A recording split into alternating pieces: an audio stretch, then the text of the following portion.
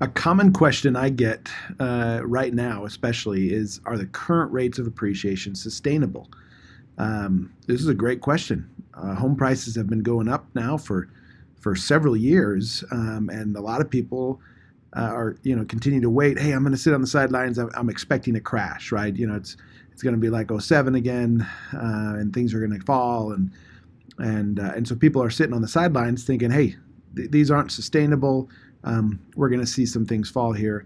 Unfortunately, I've seen that attitude for the last several years now, and a lot of good people have missed out on buying a home that should have bought a home, and now are regretting it, and now wondering, okay, is now too late? And anyhow, this is a common question. Okay, so let's address this today. So, a lot of times the media will portray that now is not a good time to buy a home, right? Because for example, we don't have as many homes being built as we did before. They always refer to 2 million starts. If you look here on this graph, 2 million starts was back in that 2006, 2007 range. Okay, that was when things went horribly bad, and so they keep referring to that time, and obviously we're not during that time. We are lower than that, and we're at a healthy level. You can see right now we're kind of sitting in that 1,200-1,300 range. That's good. That's okay. We're building homes. Okay, so not in a bubble like we were during that time. Okay, housing inventory. So again, media talks about housing inventory and how, hey, we don't have a lot of housing inventory and stuff like that. Inventory is low, and this happens to actually be very supportive of price appreciation. Okay, so it's basic economics, right? Supply and demand. When supply is low and demand is high, that's when prices are going to go up, and that's when you're going to see more appreciation. Okay, again, if you see this period of time right here, that's of course when things had peaked, right? And that's the bubble that we saw. Okay, but if you look at things now, we're actually still sitting fairly low as far as inventory goes, in the last 20 years. And we hit the lowest point that we'd seen in like 40 years right here. Okay, but again, still actually fairly low. We're in a good spot. Okay, still you're going to still see some appreciation here. Okay. Now, again, going back to the media loves to manipulate data, okay? And they talk a lot about a median income up, of only 2.3%, but that's not actually accurate for home buyers, okay? And let's talk about that for a second. So here's an example, okay?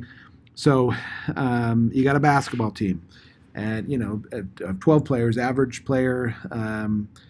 So in a game, let's say you had 120 points scored, you had 12 players, that would be an average points per player of 10 points, right? 120 divided by 12, okay? That seems correct, right? But in reality, let's say you only had 8 players that played. 4 players never got off the bench, okay? So a more accurate way to look at this is really how many players that were actually in the game. How many points did they score? So in that scenario, you would actually have more of an average of 15 points per player.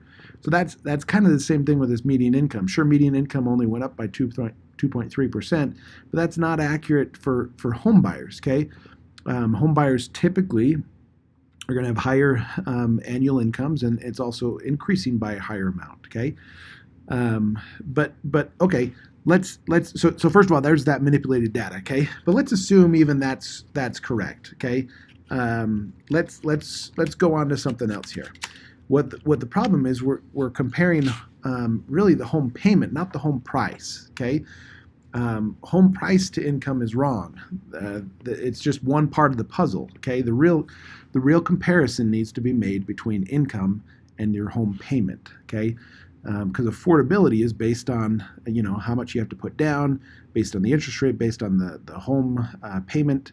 So it has less to do with the home price. Okay, so for example, the relationship between income and payment normally is around 20%. Okay, that's meaning that the average mortgage payment is about 20% of their income. Okay, so for example, right here you can see if somebody's making $5,000 per month, on average their principal and interest payment is around $1,000 a month. Okay, now obviously there's examples of higher, there's examples of lower, but that's on average what it is. Okay, so really a 5% increase in payment, so that would be $50 a month, equals really only a 1% increase in income. Okay, so here's maybe a better way to answer this. Okay, so is 5% appreciation sustainable? Let's say you have a mortgage payment of $1,000 a month. Okay, that rises by 5%. So you now have $1,050 a month payment. Okay, but your income also went up, but let's say it only went up by 1%. Okay, that's still okay. You're still having a one-to-one rise, $50, still more than covers that. Okay, so when people talk about appreciation, hey, appreciation's at 5%. Incomes aren't increasing by enough, right? Incomes right now are increasing by 3.2%. The reality is that more than enough covers the cost of that mortgage payment. Okay, does that make sense? The point is that as incomes rise, okay, home prices don't have to rise by the same amount because, again, it's all about mortgage payment. So that's why interest rates play into things too and stuff like that. Okay, as of now, what's going on? This 5% appreciation, is it sustainable? The answer is yes. Yes, of course it's sustainable because things are not. Because incomes are rising by enough to keep up with what those payments are. Okay, let's keep going with some of this. Okay, so let's say we have an average home price of $234, closing costs $6,000. Let's say estimated rate of appreciation again is 5%. Let's say they put 10% down, and let's look at this in 5 years. Okay, so after 5 years, you can see that return on 5% appreciation. Okay, you started at $234.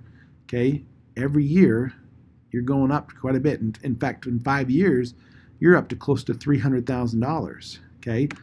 Another way to look at this is that means in 5 years you actually have $58,000 in appreciation. Okay. How many people do you know that in 5 years can save $60,000? Okay. That's hard for a lot of people to do. Yet, by buying a house, you can then save that money. Fairly easily, just by paying a mortgage payment that you got to live somewhere, right? So otherwise, then you're just paying rent to somebody else. Anyhow, my point is after 5 years, you're seeing a good amount of gains there, okay? This is always kind of fun. It just shows you, on that 10% down you put down, here's your return on investment, right? If you invest in the stock market, they say, hey, you can make an 8%, 10% return. Really, over time, real estate, again, really comes out doing really well as far as return on your investment. Okay, 250% after 5 years. That's huge. Let's talk about another reason why I believe that home prices are going to continue to go up. Okay, so if you look at right there, that little circled area that I have, okay, that's when those people were 33 years old, which is the average age of a home buyer, first-time home buyer, okay? So in 2006, they were 33 years old. So you can see as 2006 hit, you were actually seeing a trough in births, okay? This is showing you births. Obviously, you got the baby boomers, a lot of births there. Gen X, not so much, right? And so when 2006 hit, a lot of these people that were starting to buy was actually kind of the lowest level it had been. And so you had so much inventory, and at that point, you didn't even have enough buyers to buy those homes, and that's kind of what caused that collapse, okay? But if you look at now, okay, these people are turning 33, okay? These people in that age bracket there. And you can see we have a lot of upside here, okay? Things are going to continue to go up as far as just people that are able to buy homes. Children that are turning 33 years old, in the next years, you're going to see a good wave of more and more buyers, okay? More and more children turning older, that getting families, stuff like that, wanting to buy a house. So again, you're continuing to see more and more people that are going to be buying houses, which then gives us more and more homes to sell, and you're going to continue to see that. So again, to answer the initial question, is now a good time to buy? I would say yes, and the data shows that it is still time to buy. Appreciation will still continue. It may not continue at the same pace we've had. We've had some rapid appreciation, but it's because we came from such a low from the crash. But the reality is, sitting on the sidelines is not going to put you in a good spot. You will continue to see homes appreciate, and in your best interest, hey, it's time to buy. It's time to get in there. So obviously, if you're ready to get pre-approved, I'd love to chat with you. I can meet with you in person or by, you can do everything online nowadays. You can visit my website, workharding.com, or you can apply directly at Apply with Ryan. That just takes you directly to the application page. Or obviously you can give me a call. There's my phone number right there. I would love to help you, love to chat with you. Obviously we can talk about your personal situation and how we can help you. But again, I'm here to help you. Thank you for taking, this, 11 minutes here with me. I appreciate it. Thanks.